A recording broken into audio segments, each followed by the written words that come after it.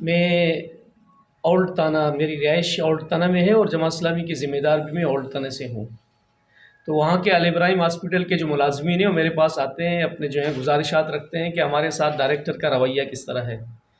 तो डायरेक्टर के साथ जब मैंने मुलाकात के लिए गया तो डायरेक्टर ने बात करने के लिए तो बिल्कुल वो तैयार ही नहीं था। तो मैंने ये कहा कि मैं वहाँ वाइस चेयरमैन के लिए इलेक्शन लड़ रहा हूँ अपने UC7 मुराद मेमन से, और जमात इस्लामी का नुमाइंदा हूँ यहाँ से, और लोग मेरे पास आते हैं यार गुजारिशात लेके आते हैं। तो इस हवाले से वो बात करने के लिए तैयार ही नहीं था। मैं उनके ताकि मैं ऑफिस में बैठा तो ऑफिस से वो उठ के बाहर चले गए। तो इनका ये रवैया और इनका ये जो है मिजाज इस तरह ये कि मुतकब्बराना मिजाज है, और उसमें अनायत जो है ना कूट कूट के भरी हुई है, बात करने के लिए तो बिल्कुल वो तैयार भी नहीं है।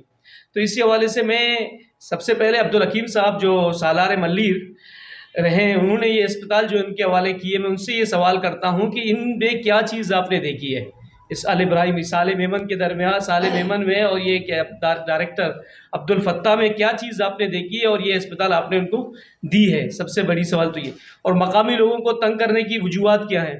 तो इंशाअल्लाह ताला इस हवाले से जमात इस्लामी और वॉइस ऑफ मलिल मिल के इंशाअल्लाह ताला एहतजाज भी करेंगे और धरना भी देंगे डायरेक्टर के ख़िलाफ़। और इस अपने अवामी प्रेस क्लब के तवसत से ये अपने आवाम तक ये बात भी पहुंचाना चाहता हूँ कि डायरेक्टर शाही और डायरेक्टर गुंडागर्दी जो है यहाँ पे नहीं चलेगी इंशाअल्लाह ताला। मेहरबानी।